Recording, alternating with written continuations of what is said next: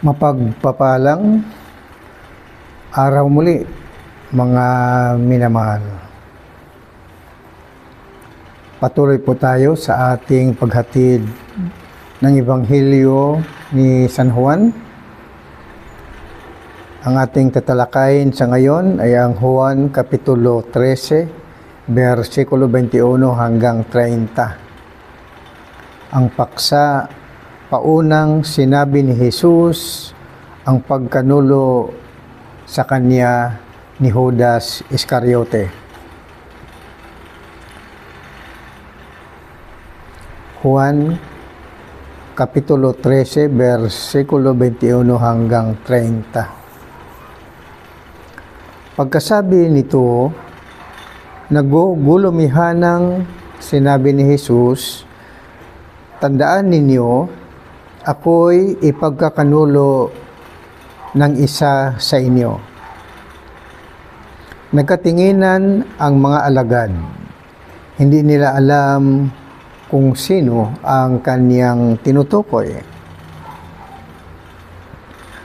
Ang alagad na minamahal ni Jesus ay nakahilig, nakalapit niya.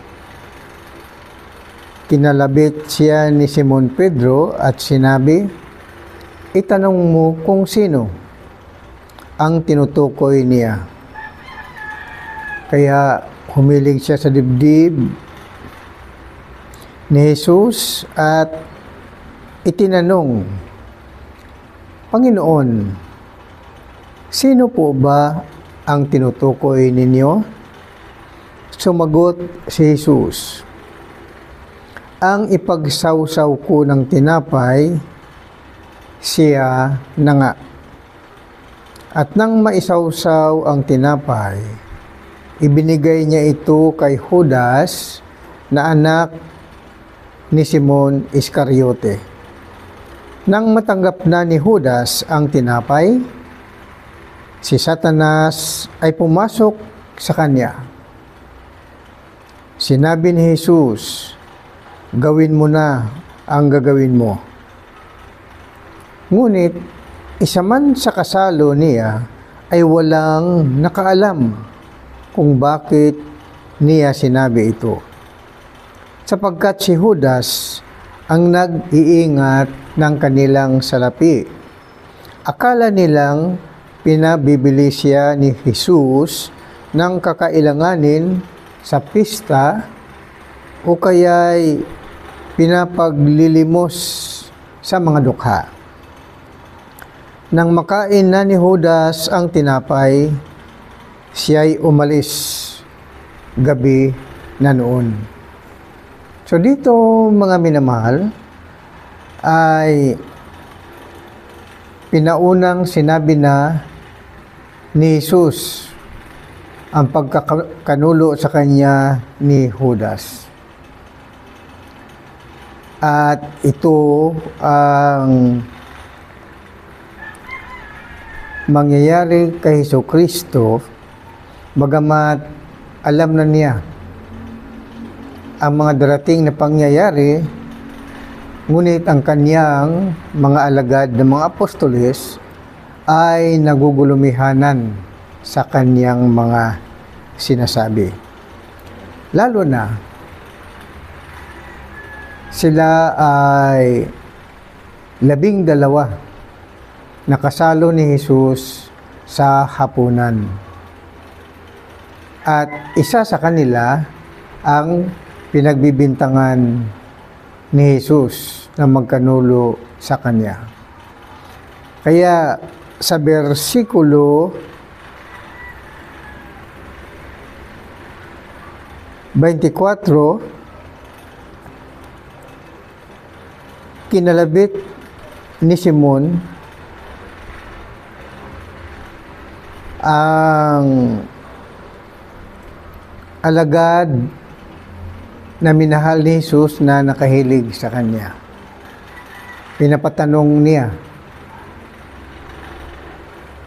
kung sino ang tinutukoy ni Jesus na magkanulo sa kanya sa gabing iyon. Isa sa kanila ang magkanulo. Kaya sumagot si Jesus, ang ipagsawsaw ko ng tinapay ay siya ang magkanulo sa kanya. Kaya nang maisawsaw ni Jesus,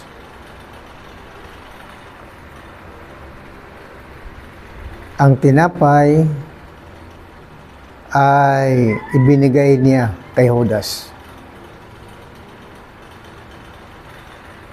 Nang matanggap naman ni Judas ang tinapay, ay kaagad si Satanas ay sumanib sa katawan ni Judas. At ito ay alam ni Jesucristo dahil ito'y katuparan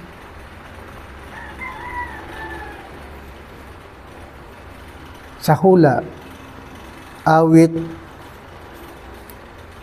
41:9 at Juan kapitulo 13.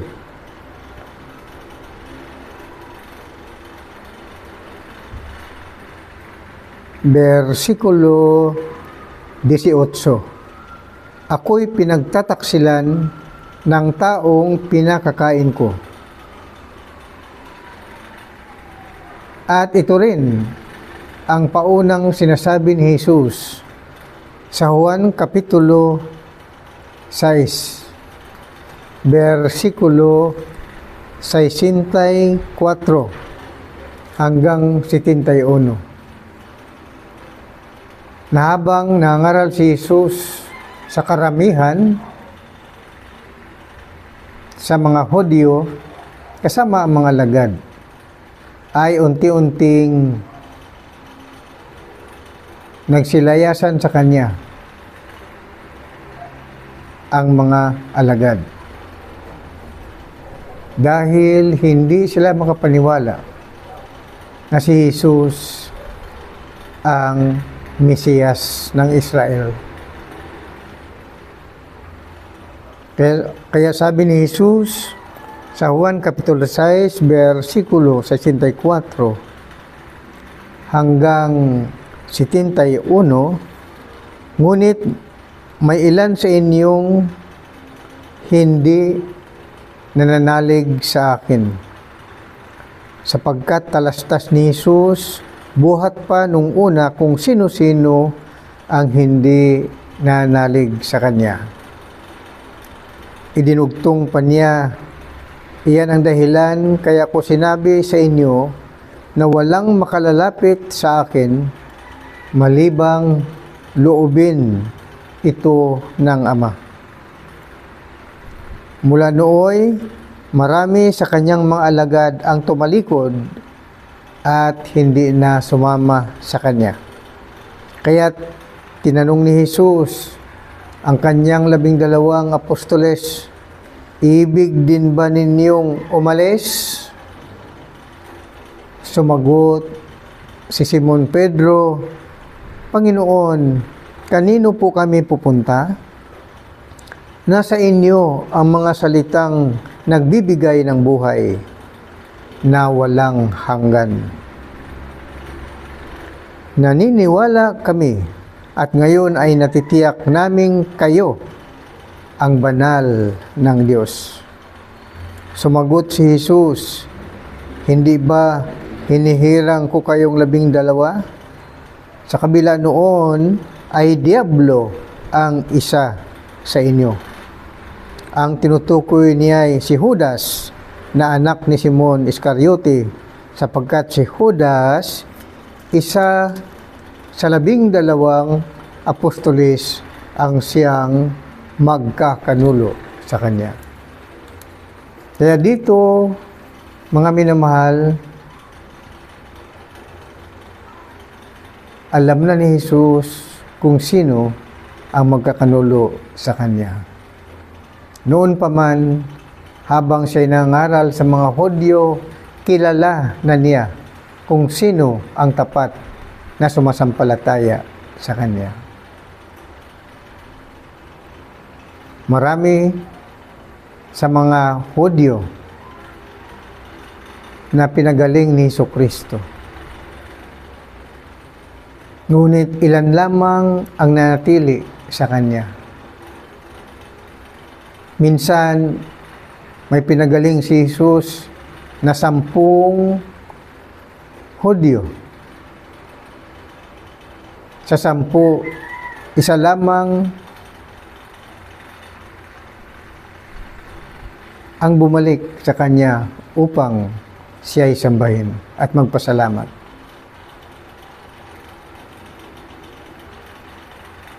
Ganito mga minamahal, sa kapanahunan ni Jesucristo. Kahit siya ay may kapangyarihan, ngunit dahil ang kanyang misyon ay habang nangaral ng Ebanghelyo ay kailangang mapagpakumbaba siya. Kailangang mapagpasinsya siya. Dahil ang kanyang layunin ay maglingkod at panumbalikin ang mga Hudyo. Kaya pinagtiisan niya kahit nahamakin siya ng mga Hudyo bagamat siya ay anak ng Diyos. At siya ang itinalagang Mesiyas na tagapagligtas na sa magitan sa kanyang pangaral ng Ebanghelyo ay panumbalikin ang mga Hudyo sa kanyang sarili. Nakatulad din sa ating panahon, mga minamahal. Ang salita ni Jesus ay nasusulat dito sa banal na kasulatan. Mula sa Old Testament, ang mga hula na kanyang tinupad. Natupad ito sa New Testament na habang siyang nangaral na panumbalikin ang mga Hudyo sa Diyos dahil sila ay tumalikod sa kautusan ni Moises, nandoon pa rin ang pangangalaga ng Diyos sa kanila sa magitan ni Jesucristo. Ang pag-ibig ng Diyos, hindi lamang sa mga Hudyo, kundi para sa mga Hintil. Kasama tayo, mga minamahal. Kaya dapat magpasalamat tayo na tayo ay binigyan ng pagkakataon na makilala natin si Jesucristo. Kailangan maging tapat tayo sa Kanya. At huwag tayong magiging katulad ni Judas na isang traidor. Ipinagkanulo si Jesucristo, bagamat kasama si Judas sa mga pinapakain ni Jesus at inalagaan bilang mga alagad. Dengan nga lamang si Judas Iscariote ay natukso sa kayamanan, natukso sa salapi. Kaya nakitaan siya ng kahinaan ng Diablo. Kaya ginugulo ni Satanas ang isipan ni Judas at itinanim sa kanya ang kasamaan upang ipagkanulo si Jesus. At iyan ay talagang mangyari dahil nasusulat sa aklat ng mga propeta, awit 41:9, na ipagkanulo si Jesus ng isa sa kanyang mga alagad. At alam niya kung sino, at alam din niya na ang Diablo ang nagpapangyari at sumanib sa katawan ni Judas. Dito sa versikulo 27, nang matanggap na ni Judas ang tinapay, si Satanas ay pumasok sa kanya.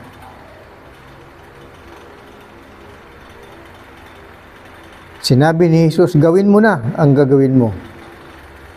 Ngunit isa man sa mga kasalo niya ay walang nakaalam kung bakit niya sinabi ito, sapagkat si Judas ang nag-iingat ng kanilang salapi, inakala nilang pinabibili siya ni Jesus ng kakailanganin sa pista o kaya't ipinaglilimos sa mga dukha.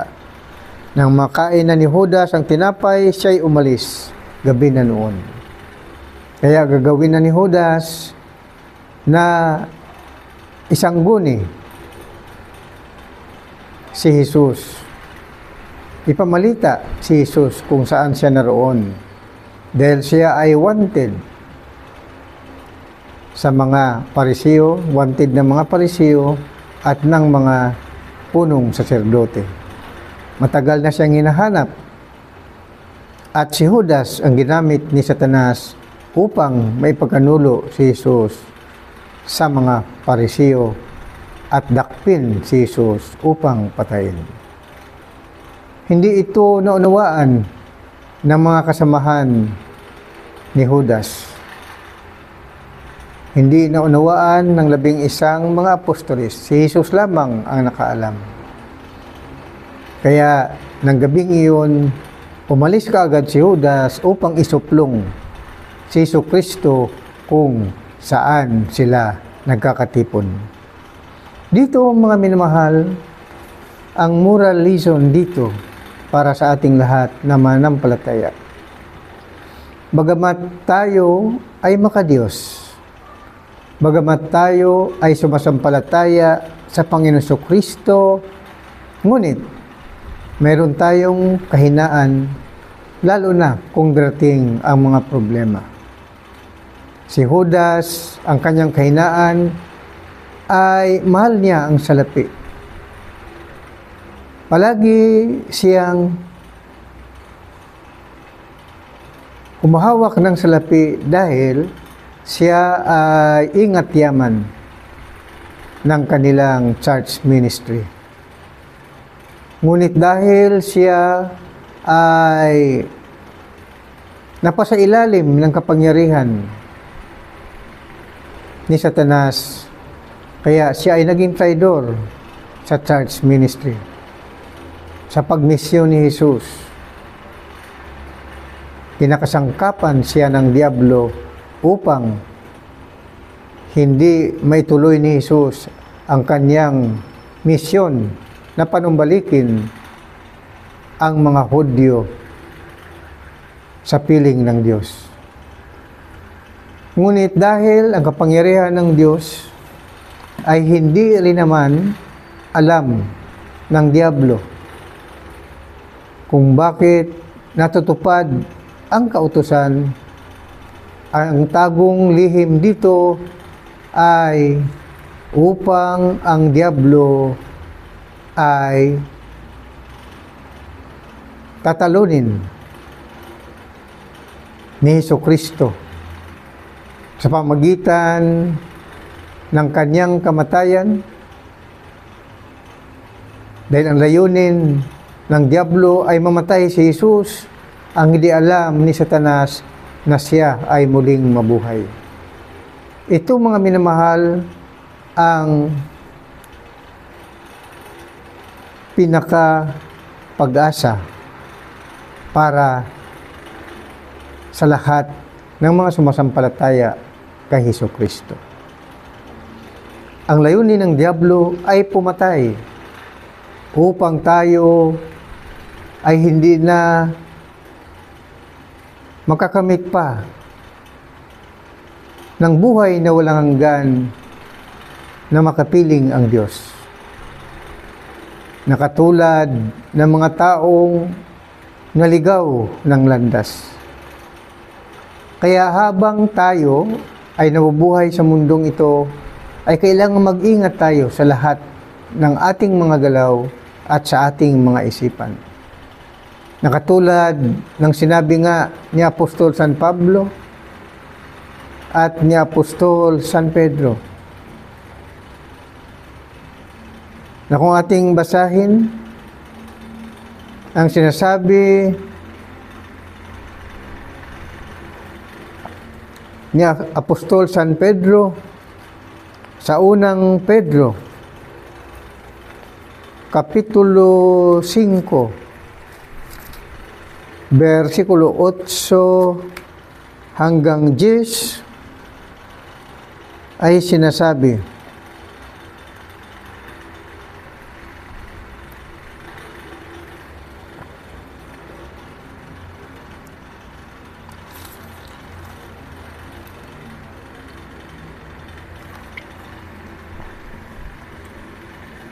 humanda kayo at magbantay.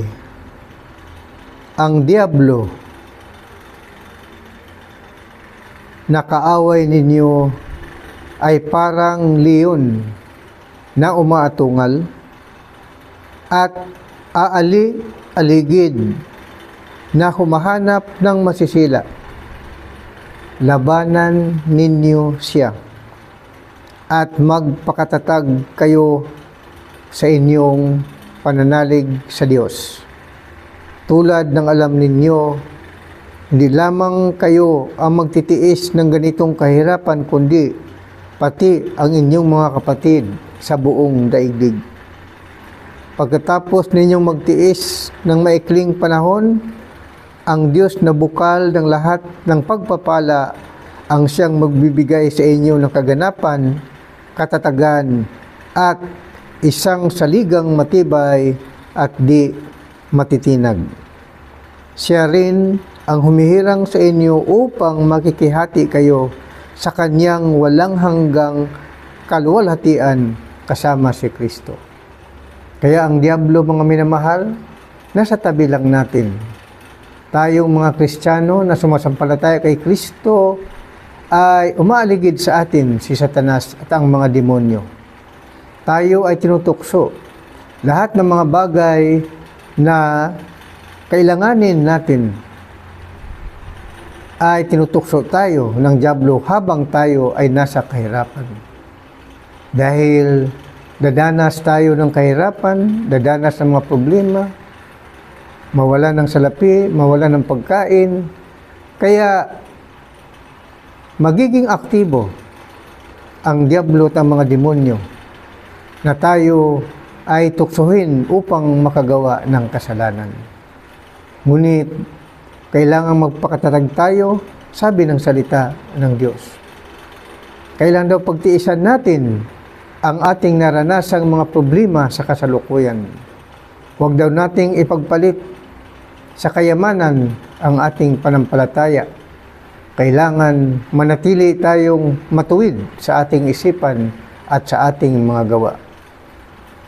Kaya nga sinabi muli ni Apostoles San Pedro sa unang Pedro Kapitulo 5, versikulo 6 hanggang 7, kaya nga pasakop kayo sa kapangyarihan ng Diyos at dadakilain niya kayo pagdating ng takdang panahon. Ipagkatiwala ninyo sa Kanya ang inyong mga kabalisahan sapagkat siya ang kumukupkup sa inyo. Kaya nga kung darating mga problema na hindi na natin kaya, kailangan daw ibigay natin sa Diyos. Magtiwala tayo na siya ay magbigay ng solusyon. Ngunit habang tayo ay nasa kahirapan, pagtiisan daw natin. Patuloy tayo sa ating panampalataya sa magitan ng mga panalangin. Kailangang mag-ingat tayo sa ating sarili. Kaya nga sinasabi naman ni Apostol San Pablo sa unang Tesalonica, Kapitulo 5, versikulo 21 hanggang 23, suriin ninyo ang lahat ng bagay at pulutin ang mabuti. Suriin ninyo ang lahat ng bagay at pulutin ang mabuti. Lumayo kayo sa lahat ng uri ng kasamaan. Naway lubusan kayong pabanalin ng Diyos na siyang nagbibigay ng kapayapaan at naway panatilihin niyang walang kapintasan ang buo ninyong katauhan, ang espiritu, kaluluwa at katawan hanggang sa pagparito ng ating Panginoong Hesukristo. Magandang umaga po sa inyong lahat. Ito po muli ang inyong abang lingkod, naghatid ng Ebanghelyo ni San Juan, Pastor Absalon Labanon Jr. God bless us all. Praise God. Hallelujah. Hallelujah. Hallelujah. Amen and amen.